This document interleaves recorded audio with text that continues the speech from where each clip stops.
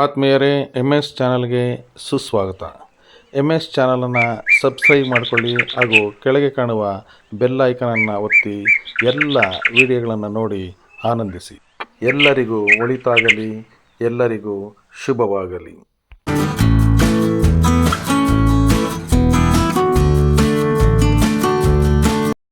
ಜಿಲ್ಲಾಡಳಿತ, ಜಿಲ್ಲಾ ಪಂಚಾಯತ್ ಮಹಿಳಾ ಮತ್ತು ಮಕ್ಕಳ ಅಭಿವೃದ್ಧಿ ಇಲಾಖೆ, ಜಿಲ್ಲಾ ಮಹಿಳಾ ಸಬಲೀಕರಣ ಘಟಕ, ಶಾಲಾ ಶಿಕ್ಷಣ ಮತ್ತು ಸಾಕ್ಷರತಾ ಇಲಾಖೆ, ಆರೋಗ್ಯ ಮತ್ತು ಕುಟುಂಬ ಕಲ್ಯಾಣ ಇಲಾಖೆ ಚಿಕ್ಕಬಳ್ಳಾಪುರ ಜಿಲ್ಲೆ ಇವರ ಸಂಯುಕ್ತ ಆಶ್ರಯದಲ್ಲಿ ಬೇಟಿ ಬಚಾವೋ ಬೇಟಿ ಪಢಾವೋ ಯೋಜನೆಯಡಿ ಮಾನಸಿಕವಾಗಿ ಆರೋಗ್ಯ ಸಮಸ್ಯೆಗಳ ಕುರಿತು ಅರಿವು ಕಾರ್ಯಕ್ರಮವನ್ನು ಹಮ್ಮಿಕೊಳ್ಳಲಾಗಿತ್ತು. ಹಾಗೂ ರಾಜ್ಯ ಬಾಲಭವನ ಸೊಸೈಟಿ, ಜಿಲ್ಲಾಡಳಿತ, ಜಿಲ್ಲಾ ಪಂಚಾಯತ್ ಮಹಿಳಾ ಮತ್ತು ಮಕ್ಕಳ ಅಭಿವೃದ್ಧಿ ಇಲಾಖೆ ಹಾಗೂ ಜಿಲ್ಲಾ ಬಾಲಭವನ ಸೊಸೈಟಿ ಚಿಕ್ಕಬಳ್ಳಾಪುರ ಇವರ ಸಂಯುಕ್ತ ಆಶ್ರಯದಲ್ಲಿ ವಿವಿಧ ಸ್ಪರ್ಧೆಗಳ ಕಾರ್ಯಕ್ರಮವನ್ನು ಹಮ್ಮಿಕೊಳ್ಳಲಾಗಿತ್ತು. ಈ ಕಾರ್ಯಕ್ರಮದ ಅಧ್ಯಕ್ಷತೆಯನ್ನು ಕೇರಾವಟ್ಟಳ್ಳಿ ಸರ್ಕಾರಿ ಪ್ರೌಢಶಾಲೆಯ ಮುಖ್ಯ ಶಿಕ್ಷಕರಾದ ಶ್ರೀಯುತ ಜಮೀರ್ ಪಾಷಾರವರು ವಹಿಸಿದ್ದರು. ಹಾಗೂ ಈ ಒಂದು ಕಾರ್ಯಕ್ರಮದ ಮುಖ್ಯ ರೂವಾರಿಗಳು ಆದಂತಹ ಜೆಂಡರ್ ಸ್ಪೆಷಲಿಸ್ಟ್ ಆದಂತಹ ಕಿರಣ್ ರವರು ಹಾಗೂ ಬಾಲಭವನದ ಉಸ್ತುವಾರಿಗಳಾದ ಪವನ್ ರವರು ಉಪಸ್ಥಿತರಿದ್ದರು. 2015ರಲ್ಲಿ ನಮ್ಮ ದೇಶದ ಪ್ರಧಾನಮಂತ್ರಿಗಳಾದ ಶ್ರೀಯುತ ನರೇಂದ್ರ ಮೋದಿಜಿಯವರು ಬೇಟಿ ಬಚಾವೋ ಬೇಟಿ ಪಢಾವೋ ಯೋಜನೆಯಡಿ ಹೆಣ್ಣು ಮಕ್ಕಳಿಗಾಗಿ ಈ ಒಂದು ಕಾರ್ಯಕ್ರಮವನ್ನು ಆರಂಭಿಸಿದರು. ಹೆಣ್ಣು ಮಕ್ಕಳ ಒಂದು ರಕ್ಷಣೆ ಹಾಗೂ ಅವರ ಒಂದು ಓದಿನ ಕಡೆ ಈ ಒಂದು ಕಾರ್ಯಕ್ರಮವನ್ನು ಯಶಸ್ವಿಯಾಗಿ ನೆರವೇರಿಸಲು ಈ ಒಂದು ಕಾರ್ಯಕ್ರಮವನ್ನು ಆಯೋಜಿಸಿದರು. ಇಂದಿಗೆ 10 ವರ್ಷಗಳು ಪೂರ್ಣಗೊಂಡಿದ್ದು, ಎಲ್ಲ ಶಾಲೆಗಳಲ್ಲಿ ಈ ಒಂದು ಕಾರ್ಯಕ್ರಮದ ಅರಿವನ್ನು ಮೂಡಿಸಲು ಈ ಒಂದು ಎಲ್ಲ ಇಲಾಖೆಗಳ ಸಹಯೋಗದೊಂದಿಗೆ ಈ ಒಂದು ಕಾರ್ಯಕ್ರಮವನ್ನು ಹಮ್ಮಿಕೊಳ್ಳಲಾಗಿತ್ತು. ಮಗಳನ್ನು ಉಳಿಸಿ ಮಗಳನ್ನು ಓದಿಸಿ ಎನ್ನುವಂಥ ಒಂದು ಕಾರ್ಯಕ್ರಮ, ಮಕ್ಕಳ ಸಹಾಯವಾಣಿ ಹಾಗೂ ಮಹಿಳಾ ಸಹಾಯವಾಣಿಯ ಬಗ್ಗೆ ತುಂಬ ಅರಿವನ್ನು ಮೂಡಿಸಿದರು. ಹಾಗೂ ಮಕ್ಕಳಿಗೆ ವಿವಿಧ ರೀತಿಯ ಪ್ರಶ್ನೆಗಳನ್ನು ಕೇಳಿ ಅವರಿಂದ ಉತ್ತರವನ್ನು ಪಡೆದರು.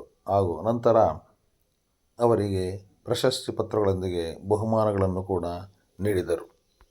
ಮುಖ್ಯ ಶಿಕ್ಷಕರಾದ ಶ್ರೀಯುತ ಜಮೀರ್ ಪಾಷಾರವರು ಮಾತನಾಡುತ್ತಾ, ಈ ಒಂದು ಉತ್ತಮ ಕಾರ್ಯಕ್ರಮವನ್ನು ಹೆಣ್ಣು ಮಕ್ಕಳು ಗಂಡು ಮಕ್ಕಳು ಭೇದ ಭಾವವಿಲ್ಲದೆ ಈ ಒಂದು ಕಾರ್ಯಕ್ರಮದ ಸದುಪಯೋಗವನ್ನು ಪಡೆದುಕೊಳ್ಳಬೇಕು.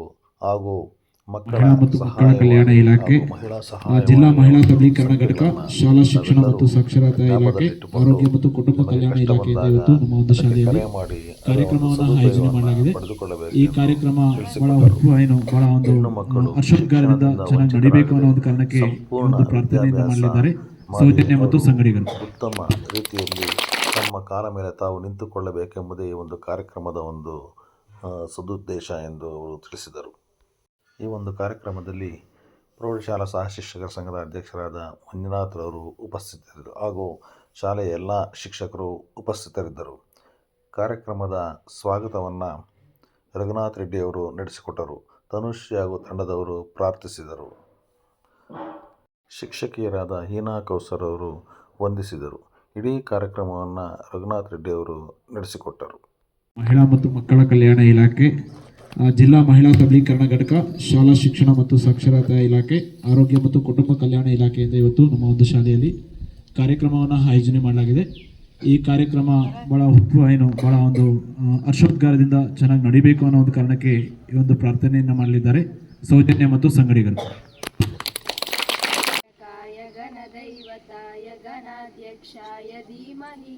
गुणशरीराय गुणमण्डिताय गुणेशानाय धीमहि गुणाधीताय गुणाधीशाय गुणप्रविष्टाय धीमहि एकदन्ताय वक्रतुण्डाय गौरीतनयाय धीमहि गजेशानाय बालचन्द्राय श्रीगणेशाय धीमहि एकदन्ताय वक्रतुण्डाय गौरीतनयाय धीमहि ಗಜೇಶಾನಾಯ ಬಾಲಚಂದ್ರಾಯ ಶ್ರೀ ಗಣೇಶಾಯ ಧೀಮಹಿ. ಕಾರ್ಯಕ್ರಮಕ್ಕೆ ಯಾವುದೇ ವಿಘ್ನವಾಗದ ಹಾಗೆ ಪ್ರಾರ್ಥನೆಯನ್ನು ಮಾಡಿದಂತಹ ಸೌಜನ್ಯ ಮತ್ತು ಸಂಗಡಿಗರಿಗೆ ನಿಮ್ಮೆಲ್ಲರ ಪರವಾಗಿ ಅಭಿನಂದನೆಗಳನ್ನು ಸಲ್ಲಿಸುತ್ತೇನೆ. ಇದೀಗ ಒಂದು ಸ್ವಾಗತ ಕಾರ್ಯಕ್ರಮ ಈ ಒಂದು ಕಾರ್ಯಕ್ರಮದಲ್ಲಿ ನಮ್ಮ ಒಂದು ಶಾಲೆಯ ಮುಖ್ಯೋಪಾಧ್ಯಾಯರು ಈ ಕಾರ್ಯಕ್ರಮದ ಅಧ್ಯಕ್ಷತೆಯನ್ನು ವಹಿಸಿರ್ತಾರೆ. ಸೊ ಹಾಗೆ ಅವರಿಗೆ ಒಂದು ನಿಮ್ಮೆಲ್ಲರ ಪರವಾಗಿ ಸ್ವಾಗತವನ್ನು ಕೋರುತ್ತೇನೆ. ಅದೇ ರೀತಿಯಲ್ಲಿ ಈ ಒಂದು ಕಾರ್ಯಕ್ರಮದಲ್ಲಿ ಕಿರಣ್ ಸರ್ ಅವರು ಭಾಗವಹಿಸಿದ್ದಾರೆ. ಜೆಂಡರ್ ಸ್ಪೆಷಲಿಸ್ಟ್ ಆಗಿ ಅವರು ಈ ಒಂದು ಕಾರ್ಯಕ್ರಮದಲ್ಲಿ ಭಾಗವಹಿಸಿರ್ತಾರೆ. ಅವರಿಗೂ ಸಹ ನಿಮ್ಮೆಲ್ಲರ ಪರವಾಗಿ ಸ್ವಾಗತವನ್ನು ಕೋರುತ್ತೇನೆ. ಅದೇ ರೀತಿಯಲ್ಲಿ ಈ ಒಂದು ಕಾರ್ಯಕ್ರಮದಲ್ಲಿ ಪವನ್ ಸರ್ ಅವರು ಭಾಗವಹಿಸಿರ್ತಾರೆ ಬಾಲಭವನ್ ಕೋಆರ್ಡಿನೇಟರ್ ಆಗಿ. ಅವರಿಗೂ ಸಹ ನಿಮ್ಮೆಲ್ಲರ ಪರವಾಗಿ ಸ್ವಾಗತವನ್ನು ಕೋರುತ್ತೇನೆ. ಅದೇ ರೀತಿಯಲ್ಲಿ ಈ ಕಾರ್ಯಕ್ರಮದಲ್ಲಿ ಆರ್ ಮಂಜುನಾಥ್ ಸರ್ ಅವರು ಸಹ ಭಾಗವಹಿಸಿರುತ್ತಾರೆ. ಅವರಿಗೂ ಸಹ ನಿಮ್ಮೆಲ್ಲರ ಪರವಾಗಿ ಸ್ವಾಗತವನ್ನು ಅದೇ ರೀತಿಯಲ್ಲಿ ನಮ್ಮ ಶಾಲೆಯ ಎಲ್ಲ ಒಂದು ಶಿಕ್ಷಕರು ಈ ಕಾರ್ಯಕ್ರಮದಲ್ಲಿ ಭಾಗವಹಿಸಿರ್ತಾರೆ. ಅವರಿಗೂ ಸಹ ಒಂದು ಸ್ವಾಗತವನ್ನು ಕೋರುತ್ತೇನೆ. ಅದೇ ರೀತಿಯಲ್ಲಿ ಈ ಒಂದು ಕಾರ್ಯಕ್ರಮದ ಒಂದು ಕೇಂದ್ರ ಬಿಂದುಗಳಾದಂತಹ ವಿದ್ಯಾರ್ಥಿ ಮಿತ್ರರಿಗೂ ಸಹ ನಿಮಗೂ ಸಹ ಈ ಒಂದು ಕಾರ್ಯಕ್ರಮದ ಪರವಾಗಿ ನಾನು ಒಂದು ಸ್ವಾಗತವನ್ನು ಬಯಸುತ್ತೇನೆ. ಅದೇ ರೀತಿಯಲ್ಲಿ ಈ ಕಾರ್ಯಕ್ರಮವನ್ನು ಕುರಿತು ಒಂದು ಕಾರ್ಯಕ್ರಮವನ್ನು ನೆರವೇರಿಸಿಕೊಡ್ಬೇಕಾಗಿ ನಾನು ಕಿರಣ್ ಸರ್ ಅವರಲ್ಲಿ ಕೋರುತ್ತೇನೆ.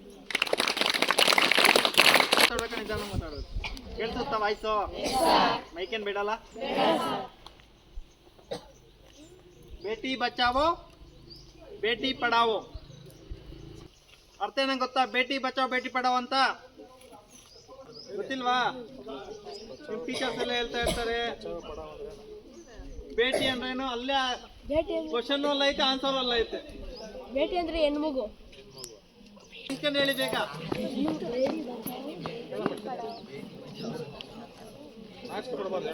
ಗೊತ್ತಿಲ್ವಾ? ನಿಂತ್ಕೊಂಡು ಹೇಳಿ ಅಮ್ಮ, ಏನೋ ಒಬ್ರು ಬೇಗ. ನಿಮ್ಗೋಸ್ಕರ ನಾವು ಕಾರ್ಯಕ್ರಮ ಮಾಡ್ತಾ ಇರೋದು ಬೇಟಿ ಬಚಾವೋ ಬೇಟಿ ಪಡಾವೋ ಯೋಜನೆ. ನೋಡಿ, ಬೇಟಿ ಬಚಾವೋ ಬೇಟಿ ಪಡಾವೋ ಯೋಜನೆಯನ್ನು ಮಾನ್ಯ ಪ್ರಧಾನಮಂತ್ರಿ ನರೇಂದ್ರ ಮೋದಿ ಅವರು ಜಾರಿಗೆ ತರ್ತಾರೆ. ಏನಕ್ಕೆ ಜಾರಿಗೆ ತರ್ತಾರೆ ಅಂದರೆ ಹೆಣ್ಮಕ್ಳನ್ನ ಉಳಿಸ್ಬೇಕು, ಹೆಣ್ಮಕ್ಳನ್ನ ರಕ್ಷಣೆ ಮಾಡಬೇಕು, ಹೆಣ್ಮಕ್ಳನ್ನ ಚೆನ್ನಾಗಿ ಓದಿಸ್ಬೇಕು ಅಂತ ಕಾರಣದಿಂದ ಜಾರಿಗೆ ತಂದವ್ರೆ. ಬೇಟಿ ಬಚಾವೋ ಬೇಟಿ ಪಡಾವೋ ಯೋಜನೆ ತಂದು 10 ವರ್ಷ ಪೂರ್ಣಗೊಂಡಿದೆ. 2015ರಲ್ಲಿ ಜಾರಿಗೆ ತರ್ತಾರೆ. ಮೊನ್ನೆ ಜನವರಿಗೆ 10 ವರ್ಷ ಪೂರ್ಣಗೊಂಡ ಆ ಕಾರಣದಿಂದ ನಾವು ಕಾರ್ಯಕ್ರಮ ಎಲ್ಲ ಮಾಡ್ತಾ ಇದ್ದೀವಿ.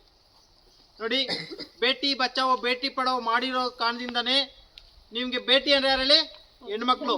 ಬಚಾವೋ ಮಾಡಿರೋದಕ್ಕೆ ಇಲ್ಲದಂಗ ಬಂದಿರೋದು. ನಿಜನಾ? ಹೆಣ್ಮಕ್ಳು ಯಾವ ಥರ ರಕ್ಷಣೆ ಮಾಡ್ಬೇಕಂತ ಯಾರು ಹೇಳ್ತೀರಾ? ಯಾವ ಥರ ಹೆಣ್ಮಕ್ಳು ರಕ್ಷಣೆ ಮಾಡಬೇಕು? ಎಲ್ಲಿಂದ ರಕ್ಷಣೆ ಮಾಡೋಕೆ ಹೆಣ್ಮಕ್ಳಿಗೆ ಗೊತ್ತಿಲ್ವಾ? ಗಂಡ್ಮಕ್ಳು ಗೊತ್ತು. ತಾಯಿ ಇರ್ತಾರಲ್ಲ, ತಾಯಿ ಗರ್ಭದಿಂದ ರಕ್ಷಣೆ ಮಾಡಬೇಕು. ಆದರೆ ನಮ್ಮ ಸಮಾಜದಲ್ಲಿ ಏನು ಮಾಡ್ತಾರೆ ಹೇಳಿ? ಮೊದಲನೇ ಮಗು ಹೆಣ್ಮಗು ಆಗಿದೆ ಅಂದರೆ 2ನೇ ಮಗು ಯಾವ ಮಗು ಆಗುತ್ತೆ ಅಂತ ಕಾಯ್ತಾ ಇರ್ತಾರೆ. ಏಜ್ ಆಗಿರೋರು ಮನೇಲಿ ಇರ್ತಾರೆ. ಫಸ್ಟ್ನೇದು ಹೆಣ್ಮಗು ಆಗುತ್ತೆ, 2ನೇದು ಯಾವ ಮಗು ಆಗುತ್ತೆ ಅಂತ ಕಾಯ್ತಾ ಇರ್ತಾರೆ. ಚುಚ್ಚು ಮಾತಾಡ್ತಾ ಇರ್ತಾರೆ.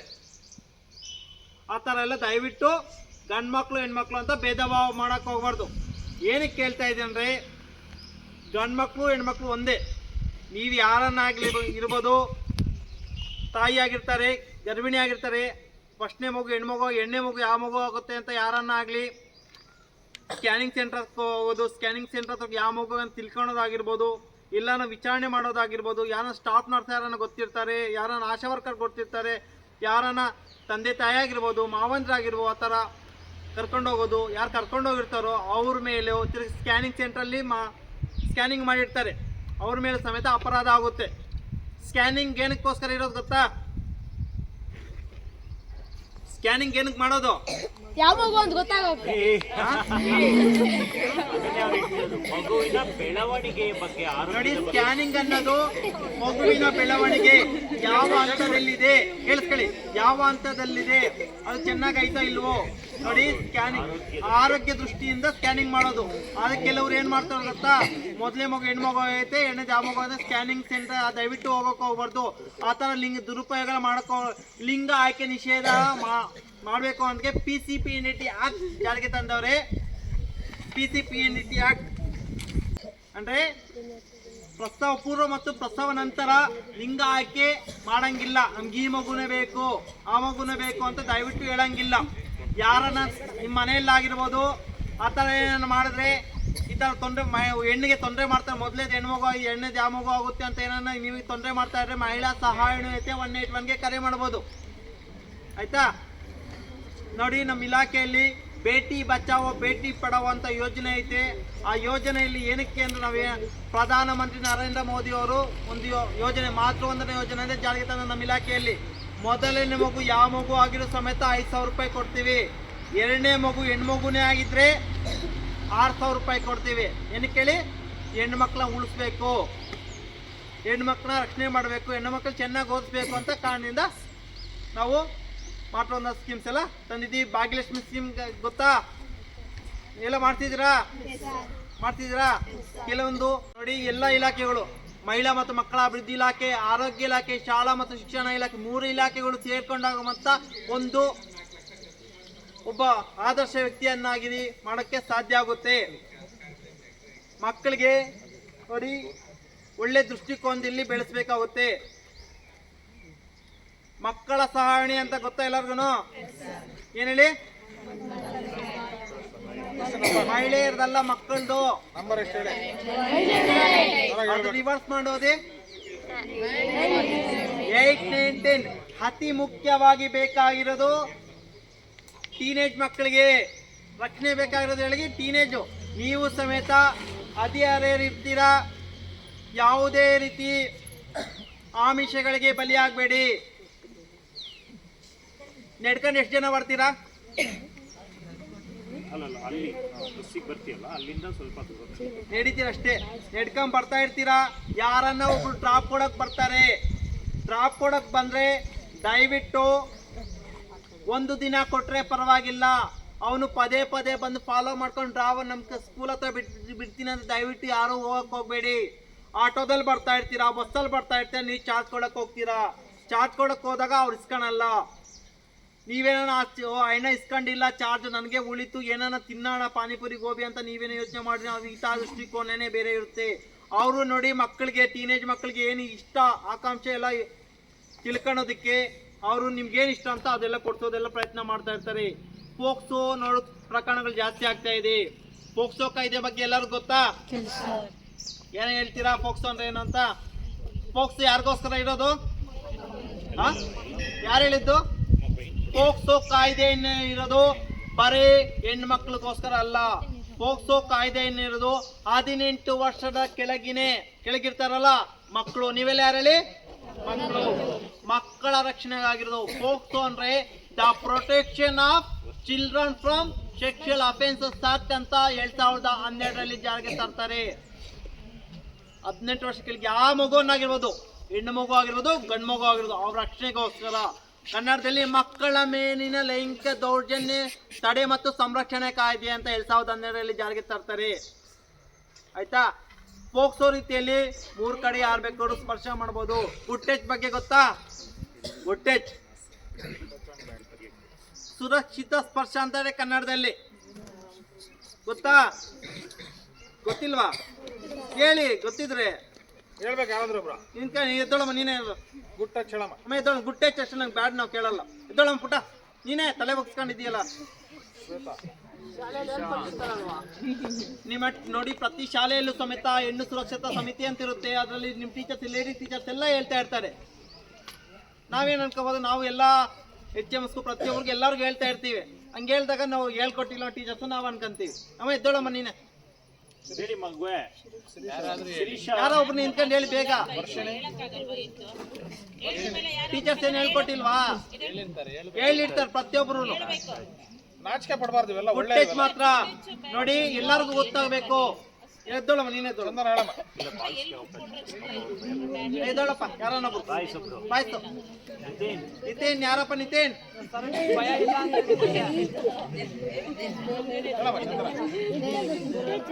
ಎದ್ದೋಳಮ್ಮ ಪುಟ. ಬರೀ ಹೆಣ್ಣು ಮಕ್ಕಳ ಅಂತಲ್ಲ, ಬಾಯ್ಸನ್ನು ಹೇಳ್ಬೋದು. ಹೇಳ್ಬೋದು.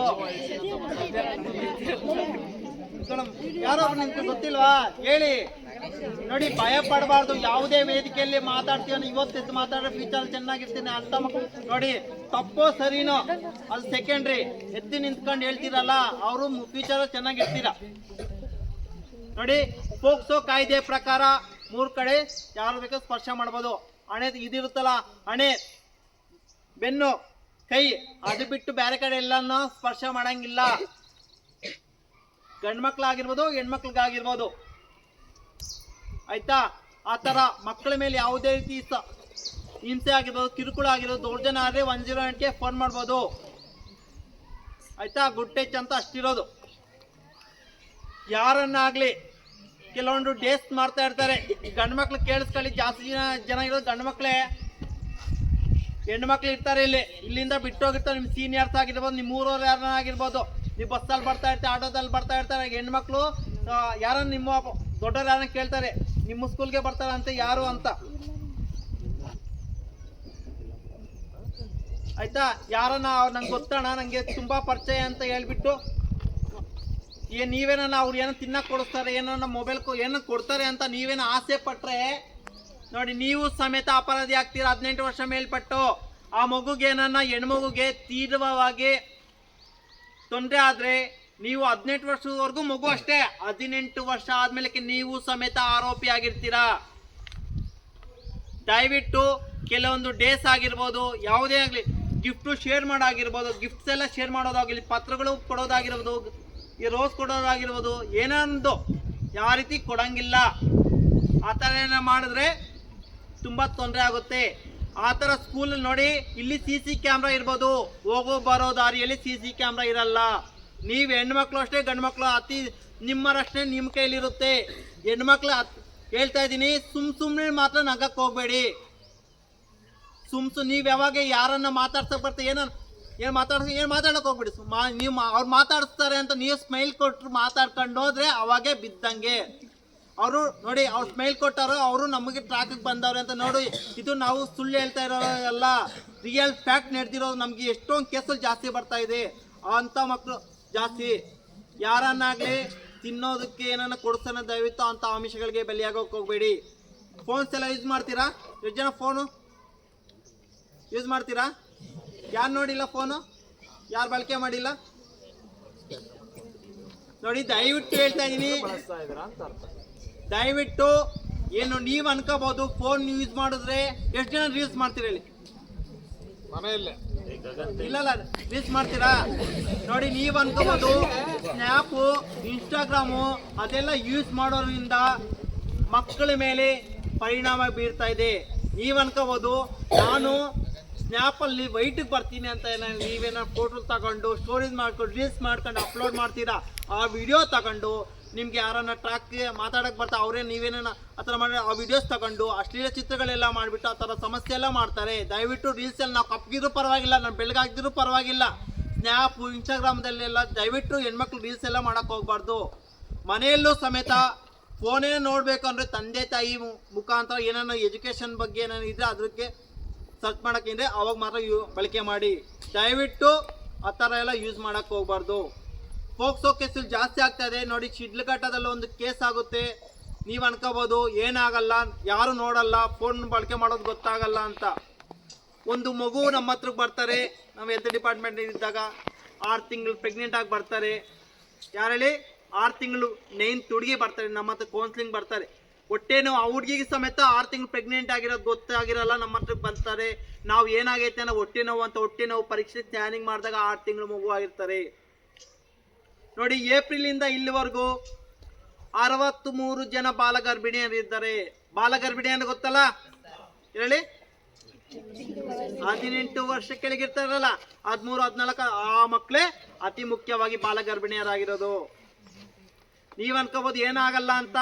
ನೋಡಿ, ಶಿಡ್ಲಘಟ್ಟದಲ್ಲಿ ಅವರು ಸಮೇತ ಬರ್ತಾರೆ. ಅವು ತಾಯಿಯವ್ರಿಗೆ ವಿಚಾರಣೆ ಮಾಡ್ತೀವಿ, ಏನಮ್ಮ ನಿಮ್ಮ ಮಗು 6 ತಿಂಗಳು ಪ್ರೆಗ್ನೆಂಟ್ ಆಗಿ ನಿಂಗೆ ಗೊತ್ತಿಲ್ಲಮ್ಮ ಅಂದರೆ ಯಾವ ಥರ ನೋಡಿದ್ರಿ, ಯಾವ ಥರ ಬೆಳೆಸಿದ್ಯಮ್ಮ? ಸರ್, ನಾನು ಬೆಳಿಗ್ಗೆ 6 ಗಂಟೆಯಿಂದ ರಾತ್ರಿ 6 ಗಂಟೆ ಕಷ್ಟಪಟ್ಟು ಕೆಲಸ ಮಾಡ್ತಾ ಇದ್ದೆ, ನನ್ನ ಮಗಳಿಗೆ ಕಷ್ಟ ಸುಖ ಅನ್ನೋದೇ ಬೆಳೆಸಿಲ್ಲ, ಕಷ್ಟ ಅಂತ ಗೊತ್ತಿಲ್ಲದಿದ್ದಂಗೆ ಬೆಳೆಸಿದ್ದೀನಿ ಅಂತ ಹೇಳ್ತಾರೆ. ಅವ್ರಾಗ ಹೇಳ್ತಾರೆ ಅವಾಗ, ನೀನು ಆ ಥರ ಬೆಳೆಸಿರೋದಕ್ಕೆ ನಮ್ಮ ಈ ಥರ ಈ ಮಗು ಹಿಂಗಾಗಿರೋದು. ಏನಮ್ಮ 6 ತಿಂಗಳಾಗ ನಿಂಗೆ ಗೊತ್ತಿಲ್ಲಮ್ಮ? ಸರ್, ಅವರು ಮಂತ್ಲಿ ಡೇಟ್ ಆಗ್ತಾ ಇರಲಿಲ್ಲ ಅಂತ ಹೇಳ್ತಾರೆ, ಋತುಚಕ್ರ ಆಗ್ತಾ ಇರಲ್ಲ ಅಂತ ಹೇಳ್ತಾರೆ. ಯಾಕೆ ಅಂತ ಕೇಳಿದಾಗ, ಪಾನಿಪುರಿ ಗೋಬಿ ಎಷ್ಟು ಜನ ತಿಂತೀರಾ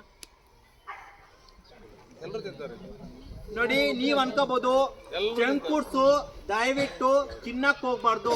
ಯಾಕೆಂದ್ರೆ ಸೊಪ್ಪು ತರಕಾರಿ ಚೆನ್ನಾಗಿ ತಿನ್ಬೇಕು. ಸೊಪ್ಪು ತರಕಾರಿ ಚೆನ್ನಾಗಿ ತಿನ್ನಲ್ಲ. ಸ್ಕೂಲಲ್ಲಿ ಸಮೇತ ನಾನು ಕೆಲವೊಂದು ಶಾಲೆಗಳು ಹೋದಾಗ ತರಕಾರಿ ಎಲ್ಲ ಬಿಸಾಕ್ತಾ ಇರ್ತಾರೆ. ನೀವು ಸೊಪ್ಪು ತರಕಾರಿ ಚೆನ್ನಾಗಿ ತಿನ್ಬೇಕು. ನೀವೇ ರಕ್ತಹೀನತೆಯಿಂದ ಏನೋ ಇದ್ರೆ PCOD ಪ್ರಾಬ್ಲಮ್ ಅನ್ನೋದಾಗುತ್ತೆ. ಗರ್ಭಕೋಶದಲ್ಲಿ ಚಿಕ್ಕ ಚಿಕ್ಕ ನೀರ್ಗುಳ್ಳೆ ಆಗುತ್ತೆ, ಮಂತ್ಲಿ ಡೇಟ್ ಆಗಲ್ಲ. ಆ ಕಾರಣದಿಂದ ನೋಡಿ ಶಿಲ್ಗಡ್ದಲ್ಲಿ ಒಂದು ಕೇಸ್ ಆಗುತ್ತಲ್ಲ ಆ ಹೆಣ್ಣು ಮಗುಗೆ, ಆ ಮಗು ಸಮೇತ ನಿಮ್ ತರನೇ ಜಾಸ್ತಿ ಜಂಕ್ ಫುಡ್ಸ್ ಎಲ್ಲ ತಿಂದು PCOD ಪ್ರಾಬ್ಲಮ್ ಆಗುತ್ತೆ. ತಾಯಿಗೆ ಯಾಕೆ ಗೊತ್ತಾಗಿಲ್ಲ ಅಂದ್ರೆ ಮಂತ್ಲಿ ಡೇಟ್ ಋತುಚಕ್ರ ಆಗ್ತಾ ಇದೆ ಗೊತ್ತಾಗುತ್ತೆ. 6 ತಿಂಗಳಾದ್ರೂ ಆಗಿಲ್ಲ, ತಾಯಿಗೆ ಸಮೇತ ಗೊತ್ತಾಗಿಲ್ಲ. ಅವಾಗ 6 ತಿಂಗಳಾದ್ಮೇಲೆ ಏನ್ ಮಾಡ್ತೀರಿ ಹೇಳಿ? ಏನು ಮಾಡೋಕ್ಕಾಗಲ್ಲ, ಅಬಾರ್ಷನ್ ಮಾಡ್ಸೋಕ್ಕಾಗಲ್ಲ, ತುಂಬಾ ಸಮಸ್ಯೆ ಆಗುತ್ತೆ ಅಂತ ನೀವು ಊರಲ್ಲೆಲ್ಲ ಒಳ್ಳೆ ದೃಷ್ಟಿಕೋನದಿಂದ ನೋಡ್ತಾರ, ನೋಡ್ತಾರಾ? ಓ ಆ ಥರ ತಪ್ಪು ಮಾಡವ್ರೆ ಅಂದ್ರೆ ತುಂಬಾ ಸಫರ್ ಪಡ್ತೀರಾ. ನೀವು ಎಲ್ಲಿ ಫೋಕ್ಸೋ ಕಾಯ್ದೆಯಲ್ಲಿ ರಿಜಿಸ್ಟರ್ ಆಗ್ತಾರೆ. ಅಪರಾಧಿ ಗಂಡು ಮಕ್ಳಿಗಾದ್ರೆ ಅವ್ರಿಗೆ ಕೃಷ್ಣ ಜನ್ಮಸ್ಥಳಕ್ಕೆ ತಗೊಂಡೋಗಿ ಹಾಕ್ತೀವಿ. ಹೆಣ್ಮಕ್ಳಿಗೆ ಅರ್ಥ ಆಯ್ತಾ? ಅವ್ರಿಗೆ ಅರ್ಥ ಆಗಿಲ್ಲ ಸರ್. ಕೃಷ್ಣ ಜನ್ಮಸ್ಥಳ ಯಾವ್ದು ಹೇಳಿ? ಜೈಲಿಗೆ ಕರ್ಕೊಂಡೋಗಿ ಹಾಕ್ತೀವಿ ನೋಡಿ. ನಾನು ಹೇಳ್ತಾ ಇರೋದು ಜೈಲಲ್ಲಿ ತಗೊಂಡೋಗಿ ಹಾಕ್ತೀವಿ. ದಯವಿಟ್ಟು ಆ ಥರ ಹೆಣ್ಮಕ್ಳಿಗೆ ಏನನ್ನ ತೀಟೆ ಮಾಡೋದಾಗಿ, ರ್ಯಾಗಿಂಗ್ ಮಾಡೋದಾಗಿರೋದು, ಯಾರು ಗಿಫ್ಟ್ ಶೇರ್ ಮಾಡೋದು ದಯವಿಟ್ಟು ಯಾರು ಮಾಡಕ್ ಹೋಗ್ಬಾರ್ದು ಆಯ್ತಾ? ಆ ಹೆಣ್ಮಗು ಆ ಥರ ಸಮಸ್ಯೆಯಿಂದ ಅವ್ರಿಗೆ ನೀವು ಆ ಥರ ತಪ್ಪು ಮಾಡ್ರೆ ಬಾಲಕಿಯರ ಬಾಲಮಂದಿರ, ಬಾಲಕರ ಬಾಲಮಂದಿರ ಅಂತ ಐತಿ, ಅಲ್ಲಿ ತಗೊಂಡೋಗಿ ಇರ್ತೀವಿ, ಅವ್ರಿಗೆ ರಕ್ಷಣೆ ಎಲ್ಲ ಕೊಡ್ತೀವಿ. ದಯವಿಟ್ಟು ಆ ಥರ ಎಲ್ಲ ದಯವಿಟ್ಟು ಮಾಡಕ್ ಹೋಗ್ಬಾರ್ದು. ತಿರ್ಗಿ ಸ್ಕೂಲ್ಗೆಲ್ಲ ಎಲ್ಲರೂ ಬರ್ತಾ ಇದ್ದೀರಾ? ಯಾರು ಆಬ್ಸೆಂಟ್ ಆಗಲ್ಲ? ಯಾರನ್ನ ಆಬ್ಸೆಂಟ್ ಏನಾದ್ರೆ ಬಾಲಕರ ಬಾಲ ಮಂದಿರ, ಬಾಲಕಿಯರ ಬಾಲಮಂದಿರ ಅಂತ ಅಲ್ಲಿಗೆ ತಗೊಂಡೋಗಿ ಕರ್ಕೊಂಡು ಹೋಗ್ತೀವಿ. ಸ್ಕೂಲ್ಗೆ ನಾ ಆಬ್ಸೆಂಟ್ ಆಗಿದ್ರೆ ಇನ್ನೊಂದ್ಸತಿ ನಾವು HM ಅವ್ರಿಗೆ ಕಾಂಟ್ಯಾಕ್ಟ್ ಮಾಡ್ತೀವಿ. ಎಲ್ಲರೂ ಸ್ಕೂಲಿಗೆ ಬರಬೇಕು. ಸ್ಕೂಲ್ಗೆ ನಾ ಬರ್ದಿದ್ದಂಗೆ ಇದ್ರೆ ಅಲ್ಲಿ ನೋಡಿ, ಇಲ್ಲಾದ್ರೆ ಟೀಚರ್ಸ್ ಇರ್ತಾರೆ, ಫ್ರೆಂಡ್ಸ್ ಇರ್ತಾರೆ, ಯಾರು ಇಲ್ಲ, ಅಲ್ಲಿ ಊಟ ವಸತಿ ಎಲ್ಲ ಕೊಡ್ತೀವಿ. ಅವ್ರ ಫ್ರೆಂಡ್ಸ್ ಇರಲ್ಲ, ತಂದೆ ತಾಯಿ ಇರಲ್ಲ, ಯಾರು ಇರಲ್ಲ ಆಯ್ತಾ? ಚೆನ್ನಾಗಿ ಓದ್ಕೋಬೇಕು ಆಯ್ತಾ? ಫೋಕ್ಸೋ ಬಗ್ಗೆ ಅಷ್ಟಾಯ್ತು. ಮಕ್ಕಳ ಮೇಲೆ ಯಾವುದೇ ಸಮಸ್ಯೆ ಆದ್ರೂ 108ಗೆ ಫೋನ್ ಮಾಡಿ. ತಿರ್ಗಾ ಚೈಲ್ಡ್ ಮ್ಯಾರೇಜ್, ಬಾಲ್ಯ ವಿವಾಹ ಅಂದ್ರೆ ಏನು ಹೇಳಿ?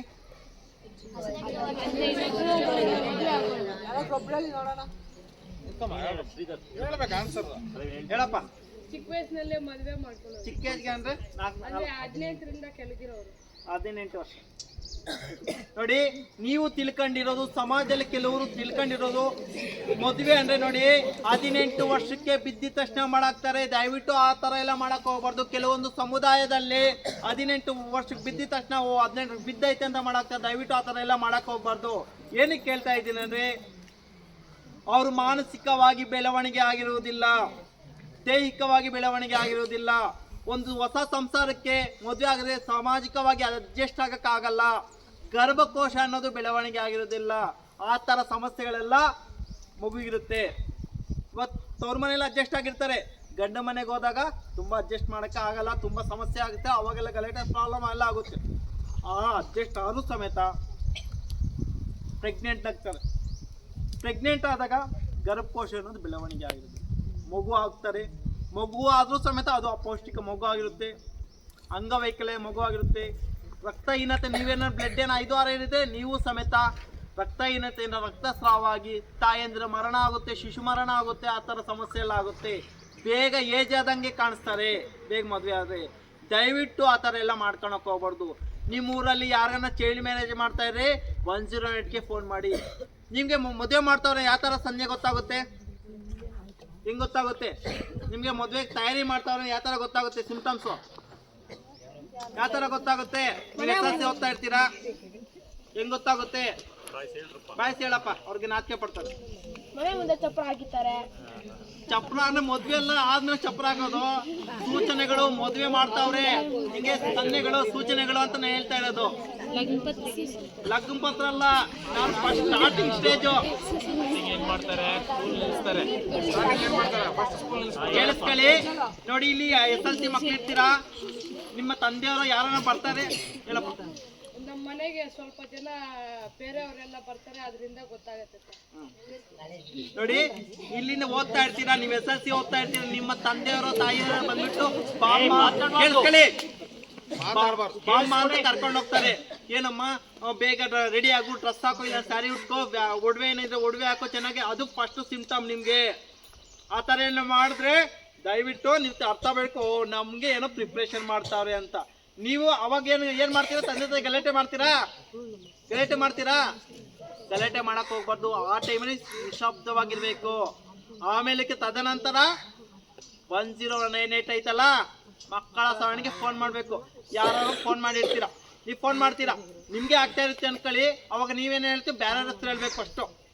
ನಾನು ವಾಣಿ ಅಂತ ಫೋನ್ ಮಾಡ್ತಾ ಇದ್ದೀನಿ, ವಾಣಿ ಯಾರೋ ಗೊತ್ತಿಲ್ಲ, ನಿಮ್ಗೆ ಆಗ್ತಾ ಇದ್ದಾಗ ನಾನು ವಾಣಿ ಅಂತ ಫೋನ್ ಮಾಡ್ತೀನಿ, ಈ ಊರವರು ನೋಡಿ. ಲಾಸ್ಟ್ಗೆ ನಿಮ್ಮ ಸ್ವಂತ ಯಾರಿಗೆ ಆಗ್ತಾರೆ, ವಾಣಿಯವರು, ನಾನು ವಾಣಿ ಅಂತ ಮಾತಾಡ್ತಾ ಇದ್ದೀನಿ, ಈ ಇಂಥವ್ರಿಗೆ ಮಂಜುಳಾ ಅನ್ನೋರಿಗೆ ಮದುವೆ ಆಗ್ತಾ ಇದೆ ಅಂತ ನಿಮ್ಮೂರು ಅಡ್ರೆಸ್ ಎಲ್ಲ ಹೇಳಿದ್ರೆ ಅವಾಗ ನಾವು ಬಂದುಬಿಟ್ಟು ನಾನು ನಿಲ್ಲಿಸಿ ಅದೆಲ್ಲ ಮಾಡ್ತೀವಿ, ಆಯಿತಾ. ತಿರ್ಗಾ ಬಾಲ ಕಾರ್ಮಿಕ ಪದ್ಧತಿ ಅಂತ ಐತೆ, ಗೊತ್ತಾ? ಬಾಲ ಕಾರ್ಮಿಕ ಪದ್ಧತಿ ಎಲ್ಲರಿಗೂ ಚೈಲ್ಡ್ ಲೇಬರ್. ಮೊನ್ನೆ ಒಂದು ಕಂಪ್ಲೇಂಟ್ ಬಂದಿತ್ತು ನಮಗೆ 108ಗೆ. ಸರ್ ನಮ್ಮ ಅಮ್ಮ ಮನೇಲಿ ಕೆಲಸ ಮಾಡು ಅಂತ ಹೇಳ್ತಾರೆ ಅಂತ ಫೋನ್ ಮಾಡೋರೆ. ಅದು ಕೆಲಸ ಅನ್ನೋದು ಮನೆ ಕೆಲಸ, ಅದು ಯಾವುದೇ ದುಡಿಮೆ ಅಲ್ಲ. ನಿಮ್ಗೇನೋ ಸ್ಕೂಲಿಗೆ ಕಳ್ದಿದ್ದಂಗೆ ಎಲ್ಲಾನ ಬೇರೆ ಕಡೆ ಹಣಕ್ಕೋಸ್ಕರ ದುಡಿಯಕ್ಕೆ ಕಳಿಸ್ತಾವ್ರೆ ಅಂದರೆ ಅದು ಬಾಲ ಕಾರ್ಮಿಕ ಪದ್ಧತಿ, ಅದು ದುಡಿಮೆ ಅಂತ, ಆಯ್ತಾ. ಅಷ್ಟು ಹೇಳ್ತಾ ಇದ್ದೀನಿ. ತಿರ್ಗಾ ಮಕ್ಕಳ ಕಳ್ಳ ಸಾಗಾಣಿಕೆ ಆಗ್ತಾ ಇದೆ. ನಿಮ್ಮ ಮಕ್ಕಳಿಗೆ ನಿಮಗೆ ಅತಿಯಾದ ಆಂಶಗಳು ಒಡ್ಬಿಟ್ಟು ಚೆನ್ನಾಗಿ ದುಡ್ಡು ಕೊಡ್ತೀವಿ, ನಿಮ್ಗೆ ಏನು ಬೇಕಾದ್ರೂ ಕೊಡ್ತೀವಿ ಅಂತ ಆಮಿಷಗಳು ಕೊಟ್ಟು ವೈಶ್ಯವಾಟಿಕೆ ಕೇಂದ್ರಗಳಿಗೆ ತಳ್ತಾವ್ರೆ. ದಯವಿಟ್ಟು ಆ ಥರ ಏನೋ ಯಾರನ್ನ ಕರೆದ್ರೆ ಅವ್ರ ಜೊತೆ ಎಲ್ಲ ಹೋಗ್ಬಾರ್ದು, ಆಯ್ತಾ. ಇಷ್ಟು ಹೇಳ್ತಾ ಇದ್ದೀನಿ. ತಿರ್ಗಾ ಏನು ಡೌಟ್ಸ್ ಆಯ್ತಾ? ನೋಡಿ, ಏನಾದ್ರು ಇದ್ರೆ ಕೇಳಿ. ಏನಾದ್ರೂ ಬಗ್ಗೆ ಮಕ್ಕಳ ಬಗ್ಗೆ ಏನು ಡೌಟ್ಸ್ ಇದ್ರು ಕೇಳಿ. ಇವಾಗೆಲ್ಲ ಹೇಳಿದ್ದೆಲ್ಲ ಕೇಳಿಸ್ಕೊಂಡ್ರ ಕ್ವಿಜ್ ಮಾಡ್ತೀನಿ ಇವಾಗ.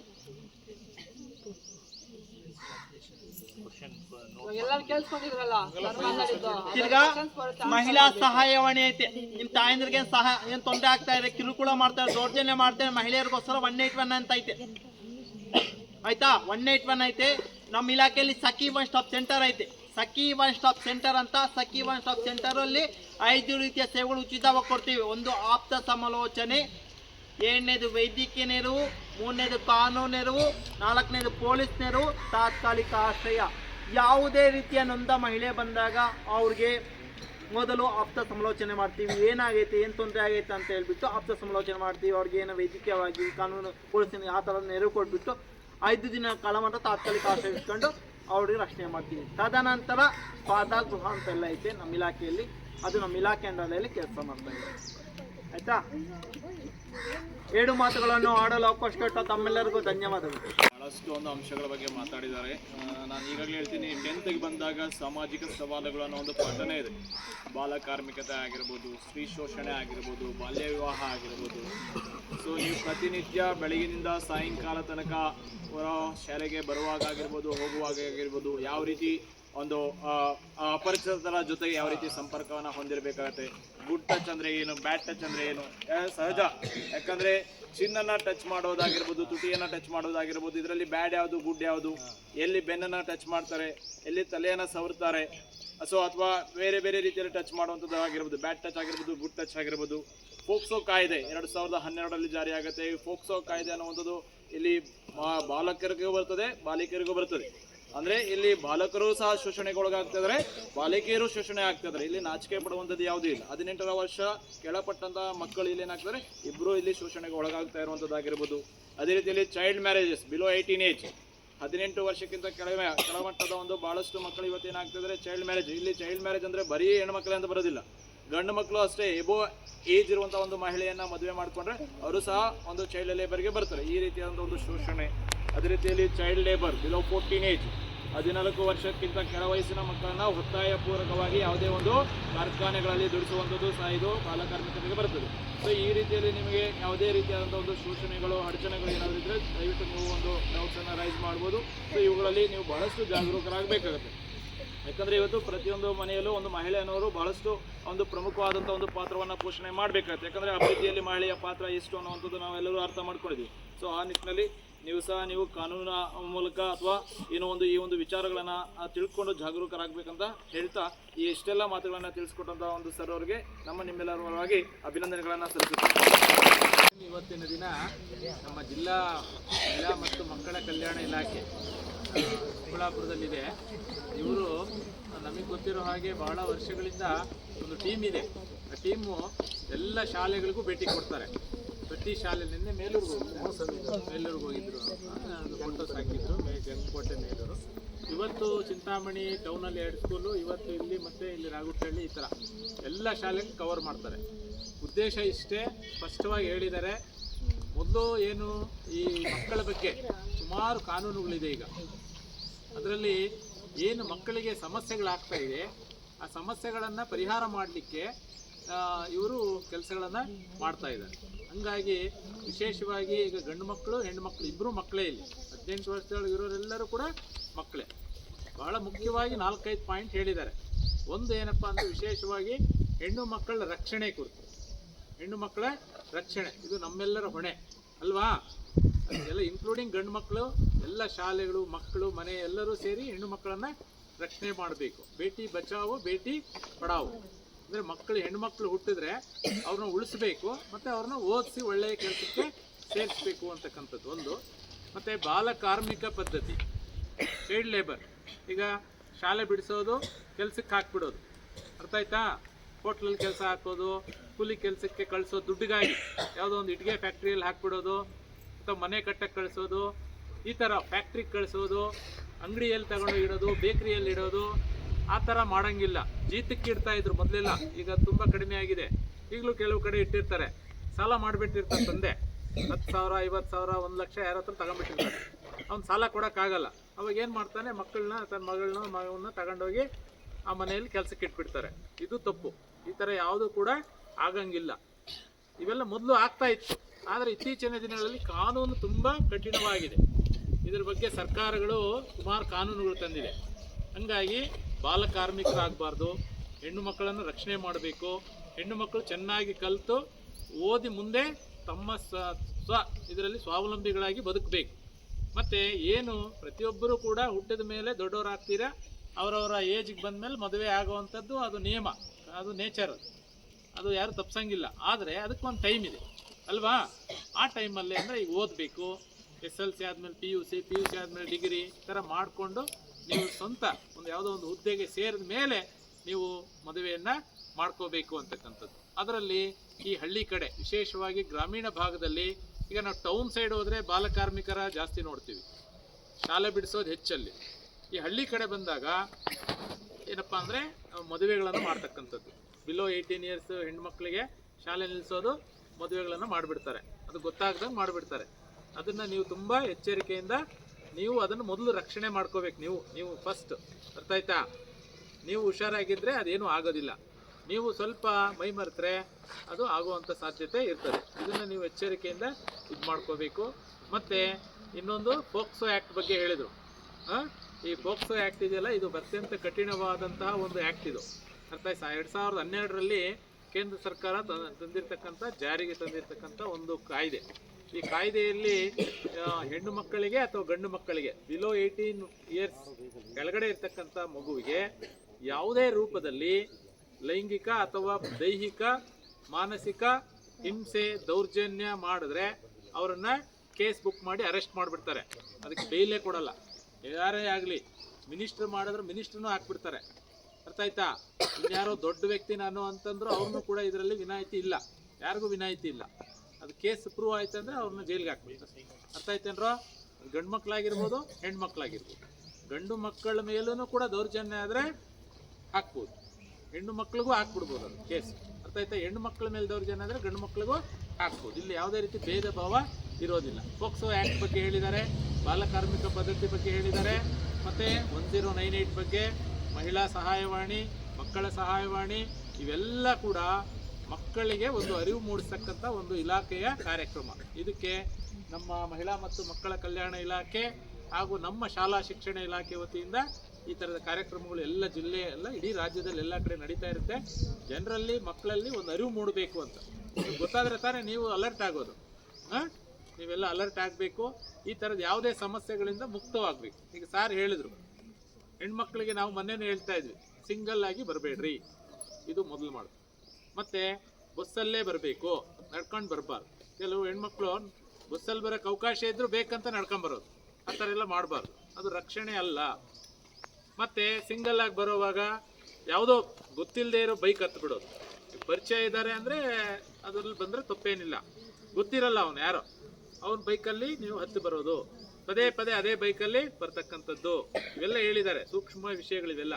ನಾವು ಮೊನ್ನೆನೂ ನಿಮಗೆ ಎಲ್ಲ ತಿಳಿಸಿ ಹೇಳಿದ್ದೀವಿ, ಹೆಣ್ಮಕ್ಳಿಗೆ ಅದರಲ್ಲೂ ವಿಶೇಷವಾಗಿ ನೀವೆಲ್ಲ ತುಂಬ ಹುಷಾರಾಗಿರಬೇಕು. ಯಾವುದೇ ಸಮಸ್ಯೆ ಮಾಡಿಕೊಳ್ಳದೆ ಒಳ್ಳೆಯ ಶಿಕ್ಷಣ ಪಡ್ಕೊಂಡು ಮುಂದೆ ನೀವು ಒಳ್ಳೆಯ ವಿದ್ಯಾರ್ಥಿಗಳಾಗಿ ಹೊರಹೊಮ್ಮಬೇಕು ಅಂತಕ್ಕಂಥದ್ದು ಹೇಳಿದ್ದಾರೆ. ಮತ್ತು ಗುಡ್ ಟಚ್ ಬ್ಯಾಡ್ ಟಚ್ ಬಗ್ಗೆನೂ ಹೇಳಿದ್ದಾರೆ. ಅದು ಮತ್ತೊಮ್ಮೆ ಬೇಕಾದ್ರೆ ನಿಮಗೆ ಅದರ ಬಗ್ಗೆ ಸಾಕಷ್ಟು ಮಾಹಿತಿ ಇಲ್ಲ ಅಂತಂದರೆ ನಮ್ಮ ಟೀಚರ್ಸ್ ಮಹಿಳಾ ಟೀಚರ್ಸಿಂದ ಅದನ್ನು ನಿಮಗೆ ಸಪ್ರೇಟಾಗಿ ಹೇಳಿಸ್ತೀವಿ. ಈವನ್ ಗಂಡು ಮಕ್ಳಿಗೂ ಬೇಕಾಗ್ತದೆ ಗುಡ್ ಟಚ್ ಬ್ಯಾಡ್ ಟಚ್ ಅಂತಕ್ಕಂಥದ್ದು. ಈಗ ಏನಪ್ಪ ಅಂದರೆ ಮೊದಲೆಲ್ಲ ಹಾಗೆ ನಡೀತಾ ಇತ್ತದು. ಈ ಕಾನೂನುಗಳು ಜಾಸ್ತಿ ಆದಂಗೆಲ್ಲ ಸಮಸ್ಯೆಗಳು ಜಾಸ್ತಿ ಆಗ್ತದೆ.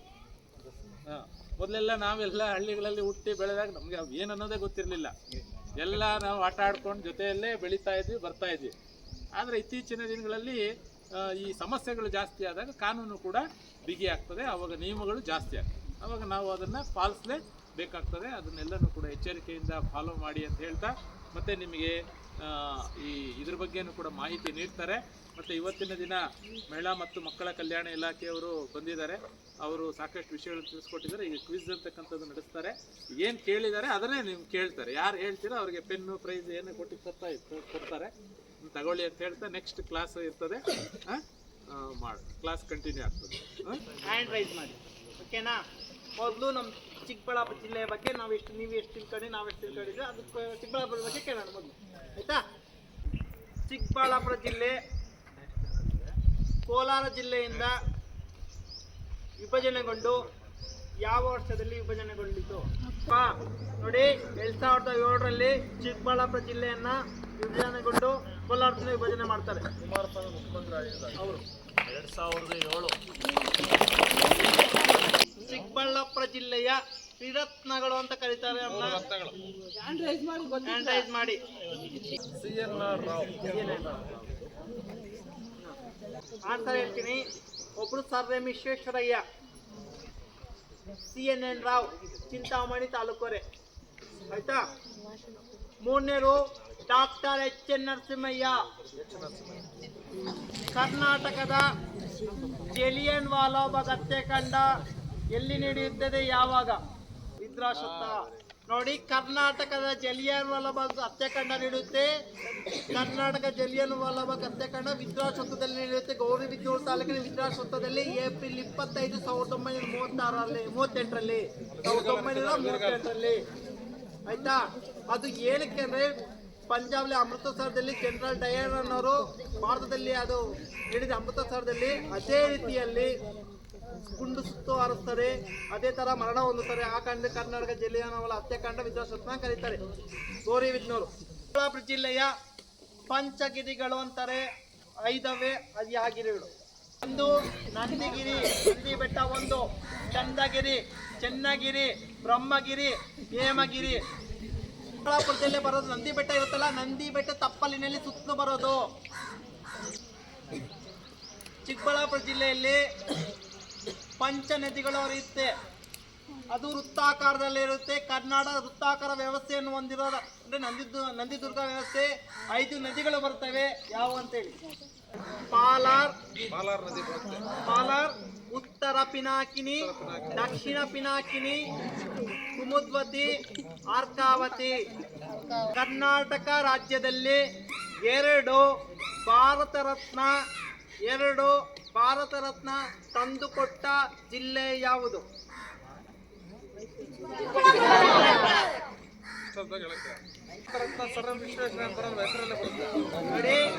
ನೋಡಿ ಕೇಳಿಸ್ಕೊಳ್ಳಿ. ನೋಡಿ, ನಮ್ಮ ಜಿಲ್ಲೆ ನಮ್ಗೆ ಹೆಮ್ಮೆ ಇರಬೇಕು. ನಮ್ಮ ಚಿಕ್ಕಬಳ್ಳಾಪುರದವ್ರಿಗೆ 2 ಭಾರತ ರತ್ನ ತಂದುಕೊಟ್ಟ ಜಿಲ್ಲೆ ಅಂತ ಚಿಕ್ಕಬಳ್ಳಾಪುರ. ಇನ್ನೊಂದು ಕೇಳ ಕ್ವಶನ್ಸು. ಭೂಕಂಪ ಅಧ್ಯಯನ ಕೇಂದ್ರ ಅಂತ ಇದೆ. ಎಲ್ಲಿ, ಯಾವ ಸ್ಥಳದಲ್ಲಿ, ಯಾವ ತಾಲೂಕು? ನಮ್ಮ ಚಿಕ್ಕಬಳ್ಳಾಪುರ ಜಿಲ್ಲೆಯಲ್ಲಿ.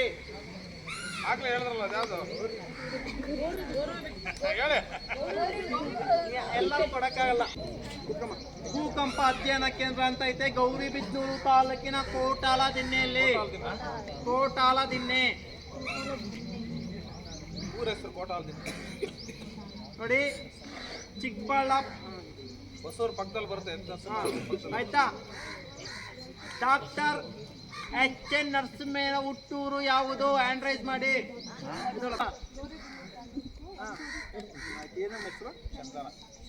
ನೋಡಿ, ಸಾಕು ಕ್ವಶನ್ ಕೇಳಿದ್ರು, ಆನ್ಸರ್ ಹೇಳಿದ್ರು, ಅದೇ ಕ್ವಶನ್ ರಿಪೀಟ್ ಮಾಡಿ ಕೇಳಿದ್ರು. ಚಿಂತಾಮಣಿ ಅಂತ ಹೆಸರು ಹೇಗೆ ಬಂತು? ನಿಮ್ಮ ಮಾರಾಟರ ಅಧ್ಯಕ್ಷ ಇರ್ತಾರೆ ಚಿಂತಾಮಣಿ ರಾವಣ್ಣರು, ಅವರ ಹೆಸರೇ ಚಿಂತಾಮಣಿ ಅಂತ ಹೆಸರು ಕೊಟ್ಟಿರೋದು. ಮಾರಾಟರ ಅಧ್ಯಕ್ಷ ಚಿಂತಾಮಣಿ ರಾವಣ್ಣರು.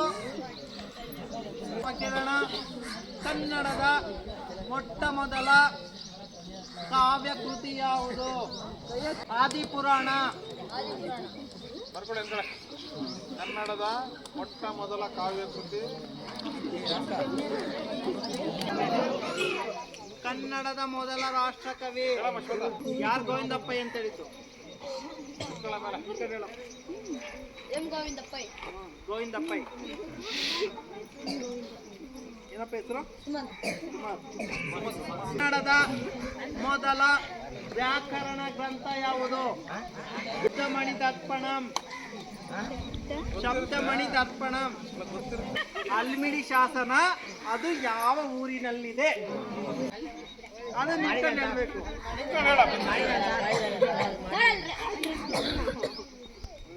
ನೋಡಿ, ಯಾವುದೇ ಶಾಸನ ಆಗಿರ್ಬೋದು, ಅದು ಎಲ್ಲಿರುತ್ತೋ ಅದಕ್ಕೆ ಒಂದು ಹೆಸರು ಕೊಟ್ಟಿರ್ತಾರೆ. ಕಾಯ್ದೆ ಪೋಕ್ಸೋ ಅಂತ ಹೇಳ್ದೆ, ಕೇಳಿಸ್ಕೊಂಡ್ರ? ಪೋಕ್ಸೋ ಪೋಕ್ಸೋ ಅಂತ ಫುಲ್ ಇನ್ಫಾರ್ಮೇಶನ್ ಎಲ್ಲ ಕೊಡ್ತೆ. ಹೇಳಿ.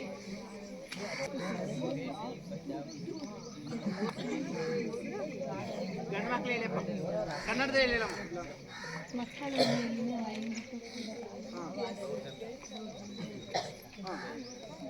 ಯಾವಾಗ ಸ್ಟಾರ್ಟ್ ಆಯ್ತಮ್ಮ? ಯಾವಾಗ ದಾರಾ ಬೇಂದ್ರೆ ಅವರ ಕೃತಿ ಯಾವ್ದನ್ನ ಒಂದು ಕೃತಿ ಹೇಳಿ.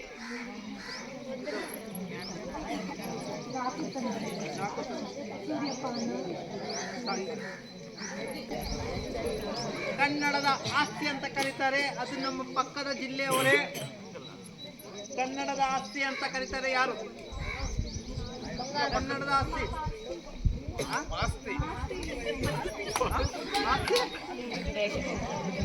ಅವರು ಕೋಲಾರ ಜಿಲ್ಲೆ ಯಾವ ಊರಿನವರು? ಯಾವ ಜಿಲ್ಲೆಯವರು ಕೇಳಿದ್ರು? ಇಲ್ಲ, ಕೋಲಾರ ಜಿಲ್ಲೆಯಲ್ಲಿ ಯಾವ ಊರವರು ಕೇಳಿದ್ರು?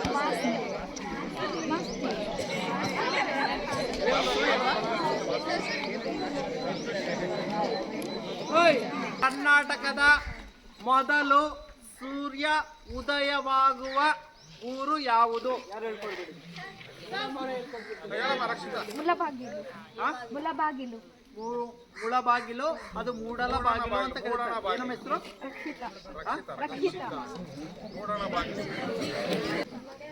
ಅತಿ ಹೆಚ್ಚು ಮಳೆ ಬೀಳುವ ಪ್ರದೇಶ ಮತ್ತು ಅತಿ ಕಡಿಮೆ ಮಳೆ ಬೀಳುವ ಪ್ರದೇಶ ಯಾವುದು? ಎರಡು ಹೇಳಬೇಕು.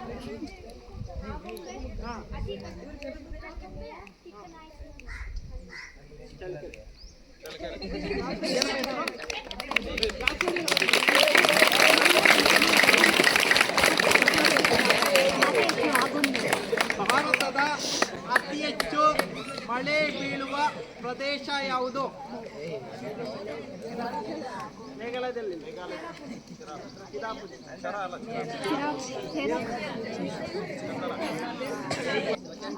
ನಿಂಬೆಹಣ್ಣಿನಲ್ಲಿರುವ ಆಮ್ಲ ಯಾವುದು? ಹ್ಯಾಂಡ್ ರೈಸ್ ಮಾಡಿ ಹೇಳಿ. ಹೇಳಪ್ಪ, ಹ್ಯಾಂಡ್ ರೈಸ್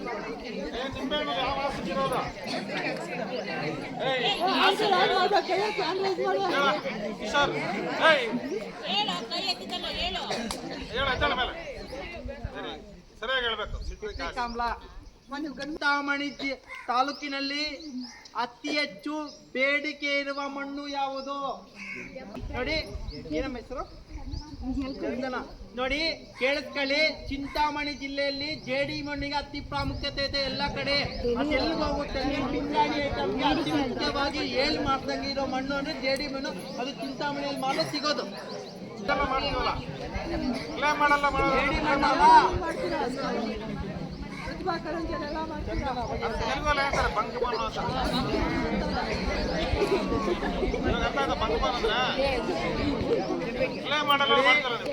ಎಲ್ಲ ಸಿಗಲ್ಲ, ಅದು ಚಿಂತಾಮಣಿ.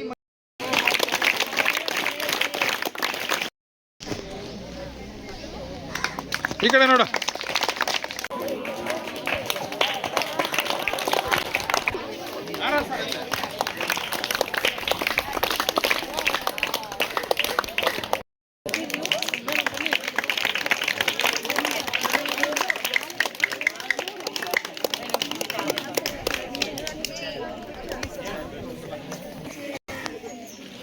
ನೋಡ್ರಿ